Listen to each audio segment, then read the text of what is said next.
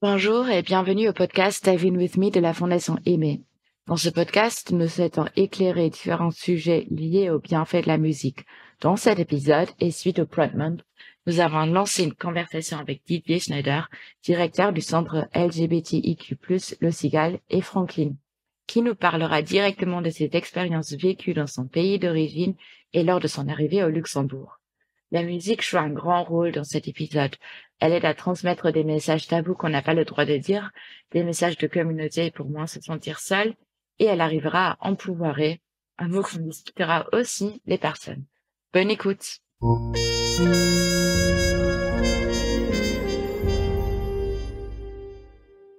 Donc, bonjour Franklin et Didier, je suis très contente que vous êtes là avec nous aujourd'hui. Donc, comme tous nos invités, je vous demande quelle est votre musique préférée, quel est votre groupe préféré ou style, tout ce que vous voulez. Je vais commencer, Franklin, tu feras après. Moi, c'est plutôt ce qu'on appelle l'indie folk. Donc, voilà, des musiques comme First Aid Kit ou Jessica Hoop ou Annie DiFranco, voilà. Et après, j'aime bien aussi ce que fait Dan Kendall sous Lisa Gérard, voilà, notamment quand ils vont sur des côtés un peu ethniques. Voilà. Et moi, j'aime la musique Zaïwa. Zaïwa, ce sont les Congolais. Ok. J'aime vraiment leur musique, j'aime vraiment leur style musical. Et mon artiste préféré, c'est Fally Ipupa. Et il y a une chanson camerounaise aussi qui me plaît beaucoup. Choualito, oui. Super. Ouais. Merci. Donc, Didier, donc vous êtes directeur du centre La Cigale. Est-ce que vous pouvez un peu nous expliquer ce que vous faites et puis comment vous existez? Donc, je suis directeur en effet du centre Cigale. Donc, c'est le Cigale, pas la Cigale. Hein, c'est... Non, il n'y a pas de... plein de gens font l'erreur, c'est Cigale. Il y avait un jeu de mots à l'époque, voilà. Donc, le centre LGBTIQ+, et Cigale est un centre qui existe depuis 2002. C'est un centre qui a été fondé par Rosa Luxembourg en 2002, qui a été il s'est indépendantisé. Enfin, voilà, ils se sont séparés en 2018, si ma mémoire est bonne. Moi, je suis depuis le 1er septembre 2020 donc directeur de ce centre. Donc, nous avons donc au centre travaillent 5 personnes, voilà, et nous sommes un centre qui est conventionné par le ministère de la Famille et de l'Intégration à la grande région, à la fois pour les salaires et pour nos actions. Et notre action se distingue, elle se divise en 4 piliers que je peux rapidement présenter, mais qui permettent vraiment de bien comprendre ce que nous faisons. Nous avons un premier pilier qui s'appelle soutenir et accompagner. Et ce pilier soutenir et accompagner se distingue en 2 piliers, enfin en 2 sous-piliers. On va dire il y a une partie autour de l'accompagnement socio-éducatif, l'accompagnement individuel. On va aider des personnes à traverser des étapes de vie qui peuvent être en effet des fois des coming out, des fois ça peut être l'accès à l'homoparentalité par exemple. Ça peut être aussi pour les demandeurs de protection internationale et les bénéficiaires de protection internationale, pouvoir les aider, voilà, à la fois prenant en compte l'ensemble du contexte de la migration, de la présence au Luxembourg et de l'orientation sexuelle ou de l'identité de genre. Et nous avons aussi des groupes de soutien, donc c'est toujours ça, c'est le deuxième sous-pilier de ce pilier 1. Et donc nous avons des groupes de personnes trans, des groupes qui est plutôt à destination des jeunes. Donc c'est un groupe qui est sans distinction de genre ou d'orientation sexuelle, qui s'appelle les Uniqueer, qui est une grosse action pour nous, les Uniqueer. Nous avons un groupe aussi pour les elles-mêmes, donc pour les mamans et futures mamans lesbiennes, pareil pour les papas et futurs papas gays. Et nous sommes actuellement en train de créer un groupe, en effet, à destination des demandeurs et des bénéficiaires de protection internationale, voilà, qui est en train de tout doucement de voir le jour. Voilà, aussi donc un groupe trans et un groupe de parents d'enfants trans aussi. Voilà, ça c'est notre premier pilier. Encore d'autres groupes, hein, mais je vais pas tous vous les donner. Nous avons un deuxième pilier qui est formé et informé. Donc nous avons dans ce pilier, nous formons les professionnels de l'action sociale, médico-sociale, éducative, socio-éducative, médicale, etc. sur la diversité d'orientation sexuelle et de genre. Voilà, formations qui sont reconnues. Et puis nous assurons aussi des workshops pour les adolescents et les jeunes adultes. Voilà, dans le cadre de la lutte contre les discriminations. l'homophobie, voilà. Donc c'est aussi ce que nous faisons dans ce deuxième pilier. Dans un troisième pilier qui s'appelle bâtir et empouvoirer. Donc empouvoirer, c'est la version française de empowerment. Et donc voilà, nous essayons de favoriser des synergies communautaires, de l'empowerment dans des actions, des projets autour de la culture, de l'art, du sport. Voilà, c'est très varié, qui sont à destination des fois et de la communauté, mais aussi parfois du grand public, où on va viser en effet pour lutter contre des préjugés, des représentations sociales qui peuvent être la cause d'homophobie, par exemple, ou de transphobie. Donc ça, c'est notre troisième pilier. Nous avons un quatrième pilier où nous essayons, à notre mesure, à partir de notre activité, puisque nous sommes vraiment au plus près de la communauté, et des gens de la communauté dans leurs besoins, d'essayer d'être une image de ce que vit la communauté, des besoins de la communauté, des demandes de la communauté, et on essaye un peu de la mettre en forme, de structurer cette image, peut-être un peu de la théoriser, de la conceptualiser pour donner un avis aux acteurs publics, politiques, aux acteurs de la vie sociale aussi, la vie civile, les partenaires, voilà. Ça, en fait, c'est d'essayer que cette expérience serve à quelque chose. Voilà, ça, ce sont nos 4 piliers. Nous sommes ouverts du mardi au samedi, de midi à 17h. Il y a un accueil libre, tout le monde peut venir, et une personne qui à un moment a besoin d'un entretien peut venir, elle sera directement reçue par quelqu'un pour faire le point sur sa situation. Voilà, ça c'est très important. On essaye d'être réactif, et si quelqu'un appelle, il peut être reçu dans la minute. Voilà.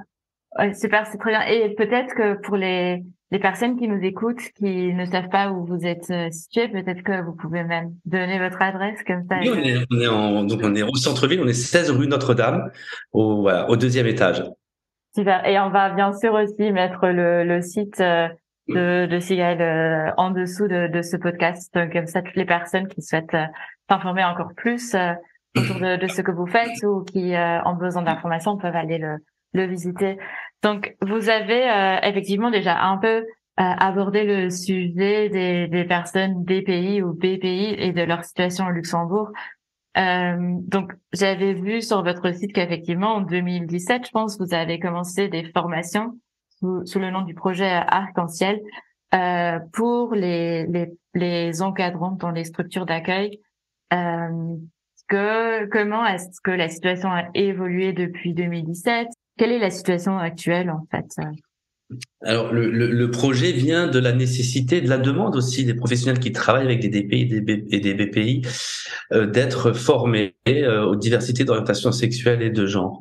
Et donc, c'est pour ça qu'on a créé cette action spécifique. Alors, on forme tous les professionnels de l'action sociale et médico-sociale, enfin voilà, comme je vous ai dit, et donc y compris les personnes avec des demandeurs de protection internationale et des bénéficiaires de protection internationale, parce que à la situation que peuvent rencontrer l'ensemble des DPI et BPI, c'est-à-dire les traumatismes qui sont vécus dans le pays d'origine, le traumatisme de la migration, avec donc tous le stress post-traumatique, enfin voilà, qui sont répertoriés, étudiés, analysés, théorisés par les sciences humaines.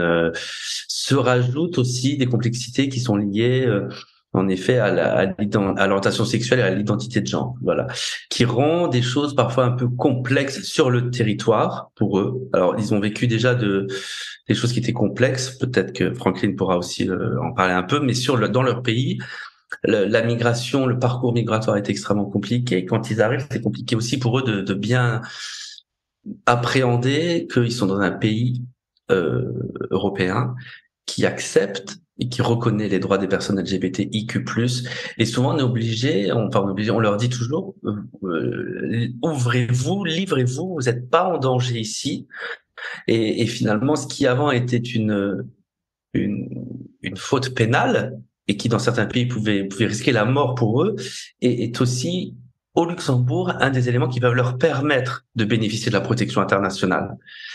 Donc c'est parfois un peu compliqué parce qu'ils sont ancrés dans des mécanismes où il faut qu'ils cachent leur orientation sexuelle, et tout d'un coup, alors ils migrent, ils comprennent pourquoi, ils savent pourquoi ils viennent au Luxembourg. Certains nous disent même que voilà, c'est lié au Luxembourg, c'est lié au Premier ministre. Enfin voilà, ils ont comme ça, le Luxembourg a une image un peu LGBTIQ+ friendly, qui est logique, mais ils sont ancrés dans des mécanismes tellement inconscients de se cacher, donc c'est difficile pour eux.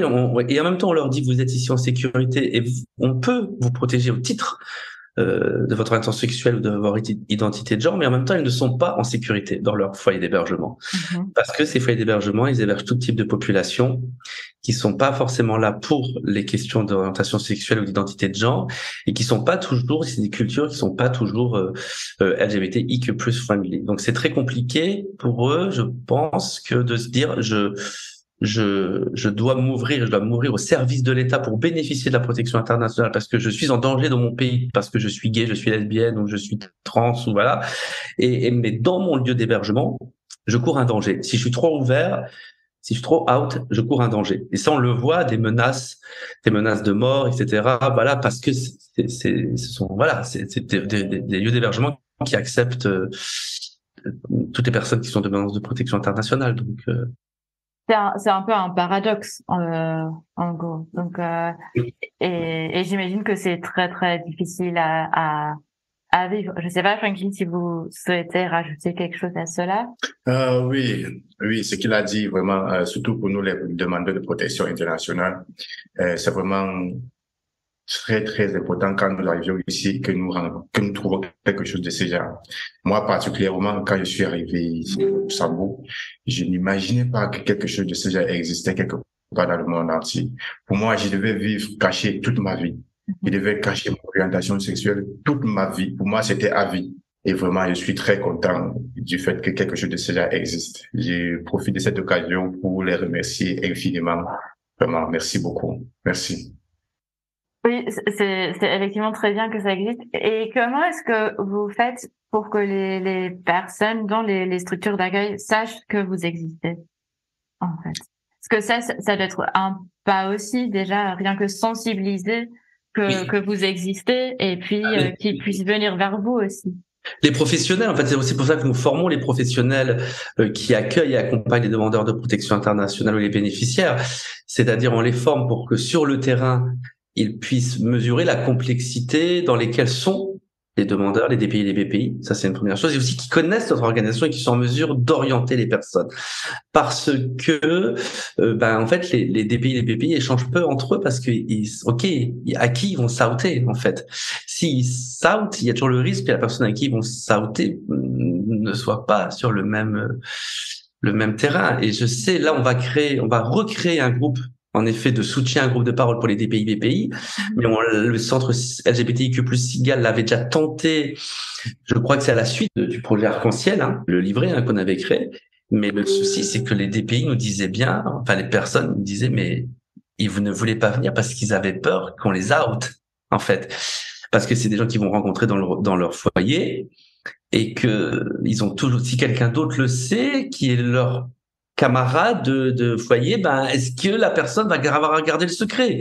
S'ils sont tout seuls à garder le secret, ils sont ici dans le secret du Sigal, c'est différent. Mais si on fait un groupe où il y a 6, 7, 8, 10 personnes, le risque d'être outé est plus grand et ils encourent alors un vrai risque au centre d'hébergement. Donc c'est un vrai problème. Donc c'est pour ça qu'on passe en effet par on communique officiellement avec les professionnels pour leur dire voilà, nous existons, n'hésitez pas à vous envoyer des gens. Mais ça commence vraiment, ça reste assez flou.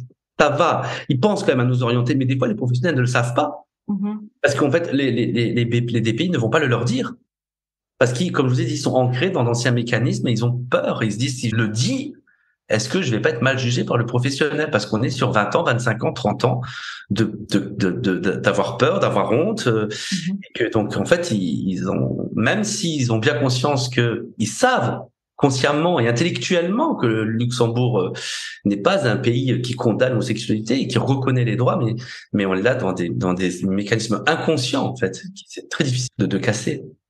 Et surtout, mais ça vous l'avez déjà dit, je pense la situation de comment les personnes vivent dans les structures aussi, c'est quand même des structures qui sont très très grandes, qui mélangent plein de différentes cultures aussi, qui déjà en soi n'est pas très très facile à vivre.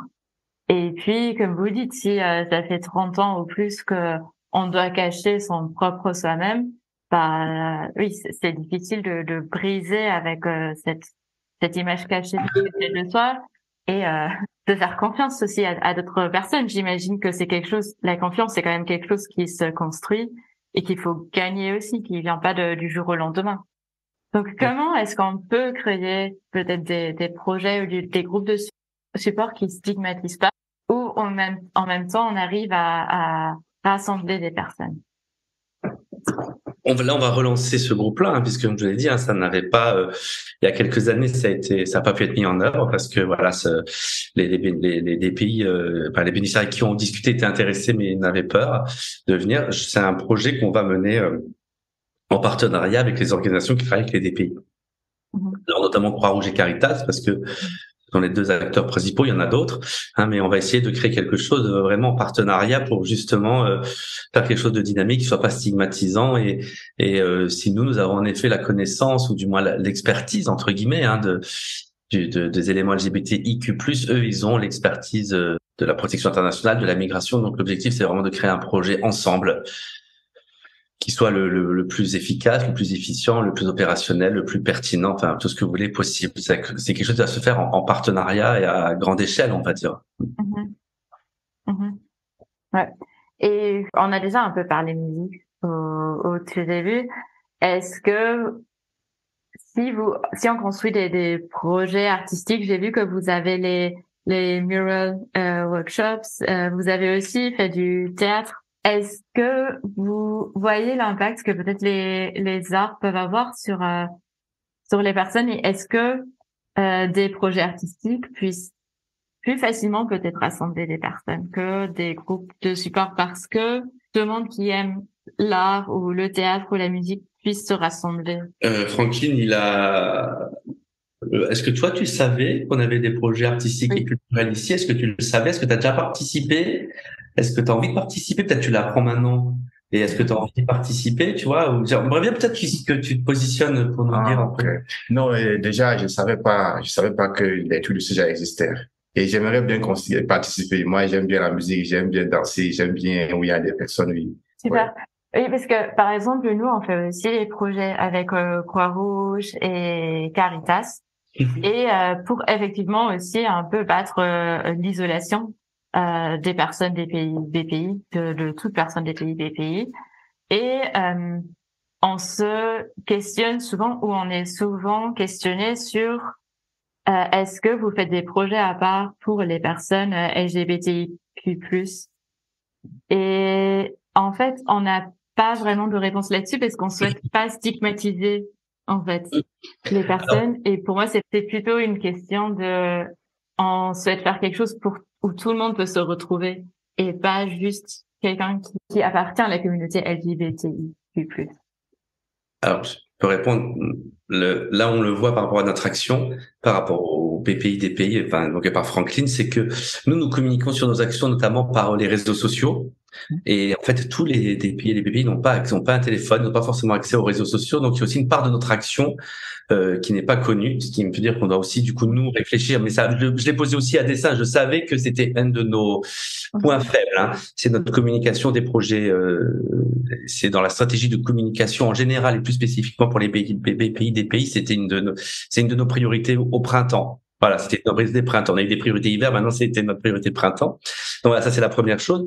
La deuxième chose, je peux comprendre lorsque vous adressez, par exemple, à Caritas et à la Croix-Rouge, que vous ne pouvez pas faire un groupe LGBTIQ+, au sein des foyers, parce qu'en effet, comme je vous ai dit, vous allez rencontrer personne, parce que les gens vont pas venir. Voilà. Nous, au centre LGBTIQ+, Cigale, vous n'allez pas stigmatiser, parce que si vous partez sur ce principe-là, vous êtes en train de dire que l'existence même du centre LGBTIQ+, Cigale est stigmatisant. Non, mais je veux dire, oui, bien sûr, j'ai bien compris, mais pour vous dire, voyez, donc en fait, et nous, la communauté, elle est par nature accueillante, bienveillante, elle est intersectionnelle, elle rencontre la cause des féministes, des personnes racisées, donc en fait, les actions qui pourraient être menées, en effet, pour cette communauté-là, LGBTIQ+, DPI, BPI, doit être fait au Cigale. Et je comprends en effet que vous avez raison. C'est pour ça que je vous dis ça, c'est-à-dire que le côté stigmatisant, et je sens qu'il existe si vous faites une action dans un foyer. Voilà. Et chez nous, c'est un petit peu différent. Il ne le sera pas parce que tous les bénéficiaires sont de la communauté, déjà, ou liés à la communauté, parce que nous sommes aussi les parents, nous sommes aussi les parents d'enfants trans, ou les parents qui ont envie de soutenir leur enfant ou qui sont en difficulté avec le coming out de leur enfant, par exemple. Nous sommes là aussi pour eux, mais en tout cas, voilà, nous sommes un centre qui est ouvert et qui accueille la communauté et les personnes autour de la communauté, et que il n'y a pas de stigmatisation pour nous de BPI, DPI, puisque la communauté LGBTIQ+ est inclusive par définition, puisque ce que nous demandons, c'est l'inclusion. Et nos projets, pour l'instant, en effet, nous n'avons pas de projet spécifique destiné au DPI BPI pour X raisons qui sont historiques, mais aussi par manque de moyens humains, très clairement. C'est-à-dire, nous avons beaucoup de projets. À un moment, voilà, j'ai une équipe et que le temps de travail de mon équipe, elle est ce qu'elle est. Voilà. Mais en effet, on a des projets quand même artistiques et culturels et sportifs. Et là, en effet, c'est souvent des projets qui sont alors généralistes à toute la communauté LGBTIQ+. Vous voyez, pour l'instant, on prend le positionnement qui est le même que vous. Finalement, vous vous adressez au DPI, au BPI, dans lequel est inclus la population LGBTIQ+. Et nous, on s'adresse à la communauté LGBTIQ+, dans lequel est inclus les DPI. C'est un positionnement proche. Mais c'est vrai que mon objectif, du moins, c'est quand même on arrive à des actions spécifiques quand même des pays BPI parce que ce sont des problèmes spécifiques, des parcours qui sont spécifiques, des dynamiques d'histoire personnelle, des dynamiques psychiques, des enchevêtrements de situations qui sont spécifiques. Voilà. Donc il y a aussi ce côté qu'on s'adresse à un collectif et généraliste, oui, mais il faut aussi des actions un peu plus spécifiques parce que cette population-là rencontre certes des problèmes identiques que les autres membres de la communauté, mais aussi des problèmes qui sont plus spécifiques, qui ont besoin d'être traités spécifiquement. Donc c'est pour ça que je vous ai parlé du groupe de parole spécialisé destiné à cette population-là. On n'a qu'à collaborer sur un projet de musique, du coup. Ah, mais volontiers. On est très preneurs il y a plein de choses à faire et malheureusement, on manque de moyens humains, donc c'est volontiers. Hein. Oui, ok, super. Je pense que Franklin, il va déjà participer, non? Si j'ai bien compris. Si on monte un groupe, ce serait chouette. Ouais. Non, mais pardon, je pense que je voulais juste revenir à ça. Je pense que je me suis un peu mal exprimée. Donc, de par la mission que la Fondation a, on souhaite pas stigmatiser des personnes juste parce qu'elles appartiennent à la communauté LGBTIQ+. Oui. En fait. Oui. Et puis après, on est rentré dans le détail, mais c'était donc je trouve que votre centre a toute légitimité et que. Moi aussi, j'étais absolument pas en train de vous remettre en cause votre centre. Bien évidemment, bien sûr que non, c'est pas ce que je disais, mais que le regard n'est pas le même si vous êtes chez Caritas ou Croix-Rouge ou chez nous. C'est tout ce que je voulais dire, quoi. Et donc, Franklin, peut-être, est-ce que vous êtes venu au Luxembourg par hasard ou est-ce que vous êtes venu si c'est trop personnel, vous n'avez pas à répondre, il n'y a aucun souci. Est-ce que vous êtes venu au Luxembourg par choix ou par hasard? Si on peut le dire comme ça, si on peut le réduire à ça. Bon, je peux dire c'est le destin qui m'a amené ici parce que j'avais pas vraiment le choix. J'avais pas le choix, mais je peux dire c'est le destin, c'est par hasard que je me suis retrouvé ici. Et est-ce que vous sentez que pour vous, comme je viens du monde musical, j'utilise beaucoup la musique parce que je trouve que la musique, elle permet à vraiment s'exprimer, à dire des choses qu'on n'arrive peut-être pas à dire. Je sais que les autres arts aussi, mais je m'y connais moins, donc je vais parler musique. Mais est-ce que pour vous, la musique serait quelque chose qui vous aide à vous exprimer ou qui même avant votre coming out vous aidait à vivre toutes les émotions que vous vivez? Déjà pour moi, pour nous et pour moi plus particulièrement en Afrique, c'est pas bien d'écouter des musiques qui parlent de l'homosexualité.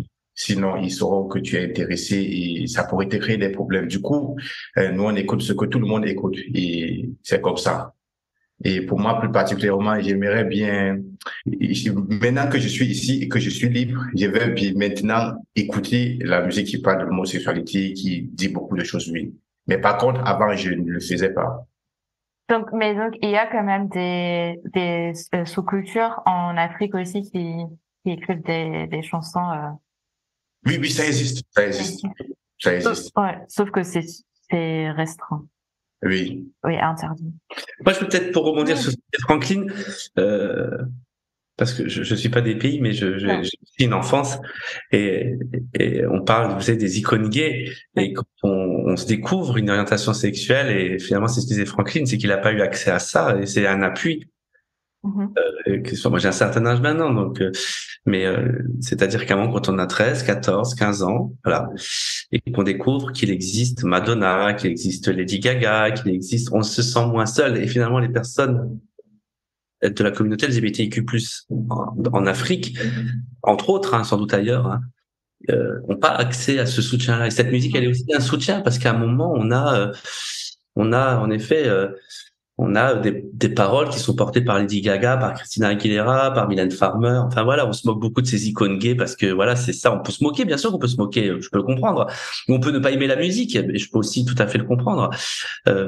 Mais quand on est jeune, c'est un soutien aussi. Tout d'un coup, quelqu'un d'autre met des mots et des mots chantés sur notre situation où on est. Quand on découvre ça, on est enfermé, on se sent seul. Vous parlez de lutter contre l'isolement des personnes, mais il y a aussi un isolement un peu psychique. C'est-à-dire on peut être très entouré, mais si on est tout seul dans son identité, on peut la partager à personne, c'est compliqué.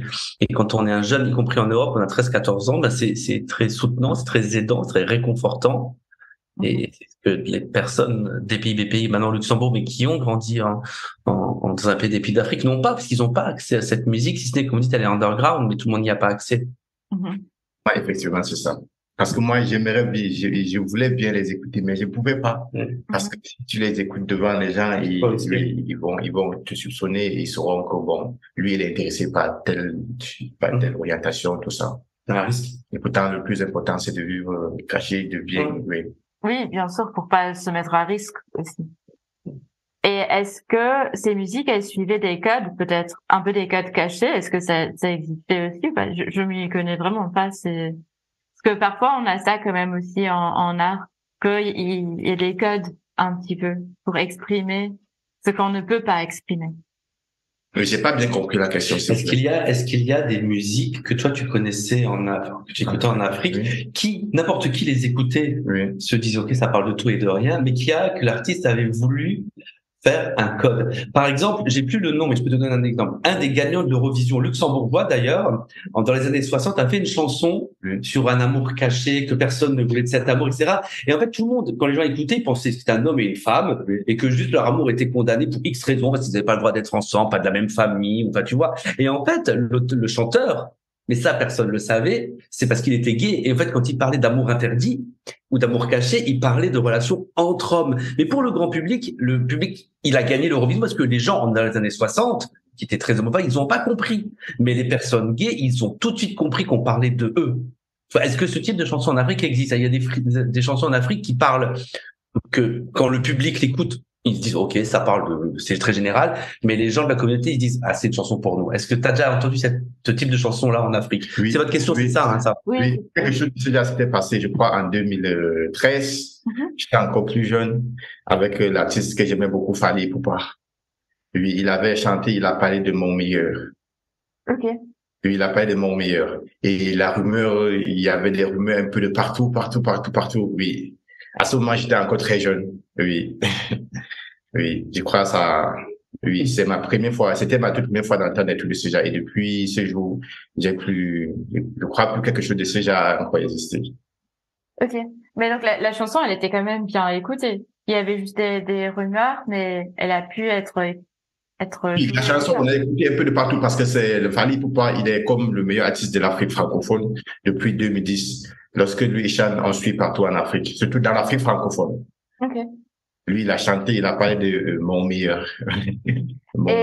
Et vous, ça vous a fait quoi, si je peux demander? Ça vous a fait quoi d'écouter ça? Moi, particulièrement, j'ai compris exactement de quoi il voulait parler. J'ai compris que c'était un soutien pour nous. J'ai compris qu'il voulait même que nous, on sache que lui, il est de nous et que vraiment, il ferait tout son possible. Il fera tout son possible pour nous donner, pour nous remonter un peu le moral de temps en temps. Lui. J'ai compris que vraiment, j'ai compris son message, j'ai compris ce qu'il voulait dire. Et est-ce que du coup vous pouvez un peu partager l'expérience de Didier qui disait que c'était comme pendant la jeunesse? Est-ce que c'est quelque chose que vous pouvez du coup partager, que ça vous a aidé? Est-ce que ça vous a aidé dans votre parcours ou juste dans votre émotion personnelle, dans votre vécu? Oui, cette chanson m'a beaucoup soulagé.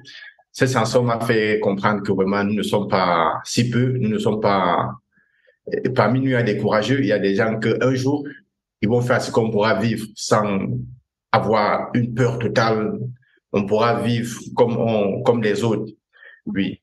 Parce qu'il a pris l'initiative de le faire malgré toutes les menaces. il savait qu'il devait avoir des menaces, mais il a pris l'initiative de le faire. Et il savait bien ce qu'il faisait.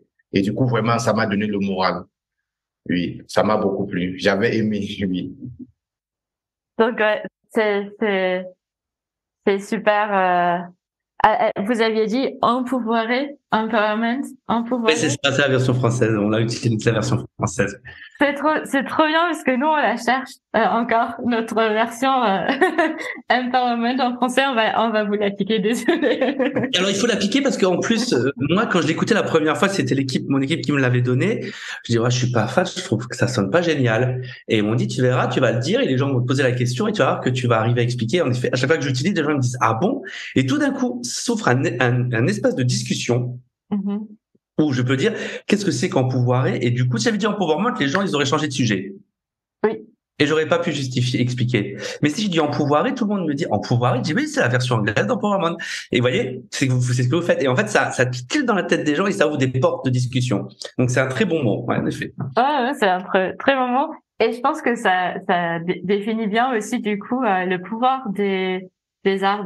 On a parlé beaucoup de musique, mais de la musique, mais d'autres arts aussi, d'empouvoirer toute la communauté, de se sentir moins seul, moins isolé. Tout à fait. Je pense qu'on a un peu déjà bien fait le tour, mais est-ce que, Franklin, si on proposerait un projet artistique, qu'est-ce que vous souhaiterez faire? Moi, j'aime plus danser. Danser?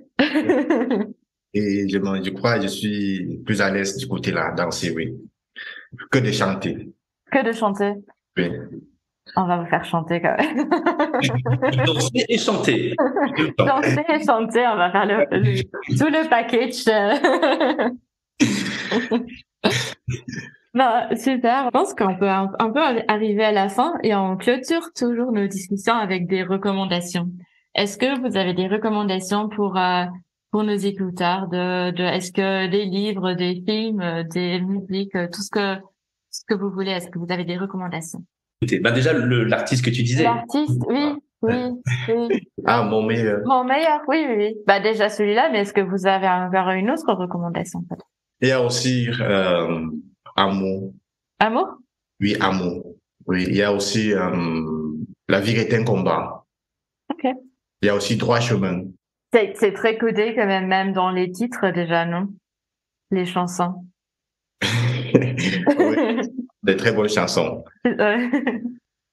Et vous, Didier, est-ce que vous avez des recommandations? Si on reste sur le thème de la protection des DPI, BPI, moi j'aurais, alors, qui sont pas spécifiques à la communauté LGBTQ+, mais il y a deux chansons que j'aime beaucoup. Alors c'est une chanson de Clarica qui est Bien méritée. Clarica, c'est Bien mérité, je vous la conseille. Et il y a une chanson de Juliette, de la chanteuse Juliette, c'est Aller sans retour. Ça parle justement de la migration. Je sais pas si vous connaissez la chanteuse Juliette, la chanteuse française Juliette. Non, malheureusement pas. Alors je vous conseille en général Juliette, mais particulièrement Aller sans retour, qui parle de ça, de la migration, et de la chanson de Clarica Bien méritée aussi. Ok, super. Un grand merci d'avoir été avec nous aujourd'hui. Ça m'a vraiment fait plaisir de vous rencontrer tous les deux, parce qu'on se connaissait pas avant. Et puis, comme je l'ai dit, je vous ai proposé une collaboration et je pense qu'on peut faire plein de belles choses ensemble. Avec plaisir, vraiment avec plaisir. C'est un besoin qu'on a et c'est une demande qu'on a de la communauté en général, mais aussi spécifiquement des demandeurs et des bénéficiaires de la protection internationale. Donc vraiment volontiers. Et Franklin aussi, merci d'avoir été avec nous et d'avoir répondu à mes questions. Et merci beaucoup. Merci à vous. Merci.